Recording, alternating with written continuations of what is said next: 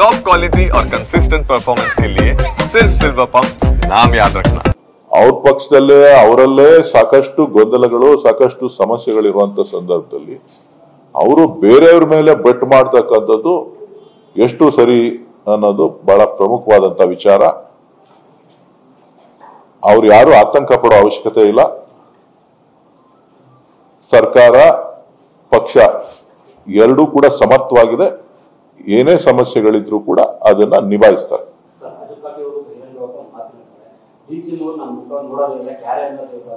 ಯಾರು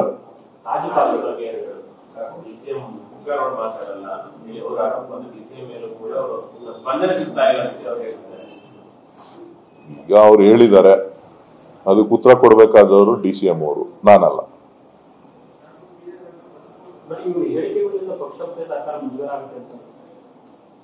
ಅವರು ಕೂಡ ಸಾರ್ವಜನಿಕ ಜೀವನದಲ್ಲಿ ಇದ್ದಾರೆ. ಯಾರು ಶಾಸಕರು ಅವರ ಅಹವಾಲುಗಳನ್ನ ಸಹಾನುಭೂತಿಯಿಂದ ಪರಿಶೀಲನೆ ಮಾಡಬೇಕಾಗಿರೋದು ಕೂಡ ಆಡಳಿತದಲ್ಲಿರುವಂತ ಕರ್ತವ್ಯ. ಆ ಒಂದು ನಿಟ್ಟಿನಲ್ಲಿ ಇವರು ಒತ್ತಡದಲ್ಲಿರ್ತಾರೆ, ಅವರು ಸಮಸ್ಯೆನಲ್ಲಿರ್ತಾರೆ. ಸರ್ಕಾರ ನಡೆಸುವಂತವರು ಸಮಸ್ಯೆಗಳನ್ನ ಬಗೆಹರಿಸ್ತಾರೆ ಅಂತಕ್ಕಂಥ ವಿಶ್ವಾಸ ನನಗಿದೆ.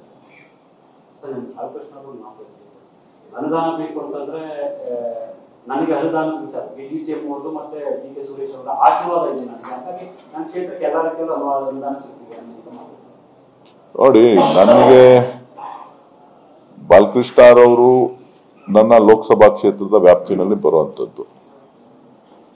ನಾನು ಚುನಾವಣೆಗೆ ಮುಂಚಿತವಾಗಿ, ವಿಧಾನಸಭೆ ಚುನಾವಣೆಗೆ ಮುಂಚಿತವಾಗಿ ಮತ್ತು ನಂತರ ನನ್ನ ಲೋಕಸಭಾ ಕ್ಷೇತ್ರದಲ್ಲಿ ಸಾಕಷ್ಟು ಭರವಸೆಗಳನ್ನ ಸಾರ್ವಜನಿಕವಾಗಿ ಕೊಟ್ಟಿದ್ದೇನೆ.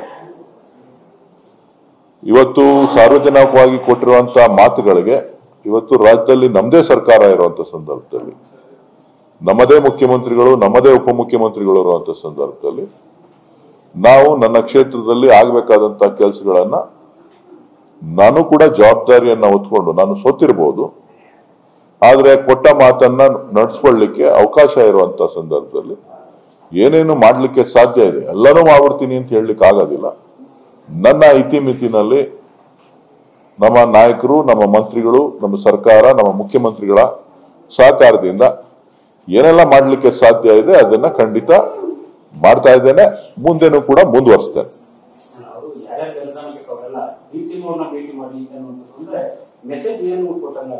ಅದ್ ನನಗೆ ಗೊತ್ತಿಲ್ಲ. ಅವರು ಕ್ಷೇತ್ರಕ್ಕೆ ಸಂಬಂಧಪಟ್ಟಂತೆ ಹೇಳಿದ್ದಾರೆ, ನನಗೆ ವಿಚಾರ ಗೊತ್ತಿಲ್ಲ.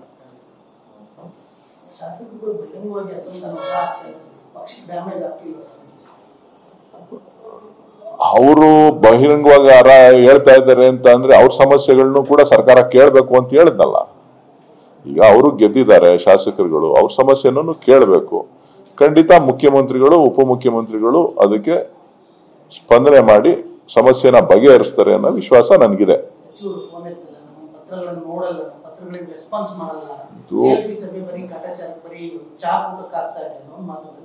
ಅದು ಏನೇನು ಯಾರ್ಯಾರು ಏನೇನು ಹೇಳಿದಾರೋ ಗೊತ್ತಿಲ್ಲ. ಎಲ್ಲವೂ ಕೂಡ ಕಾಂಗ್ರೆಸ್ ಪಕ್ಷದಲ್ಲಿ ಮುಕ್ತವಾಗಿ ಚರ್ಚೆ ಆಗುತ್ತೆ.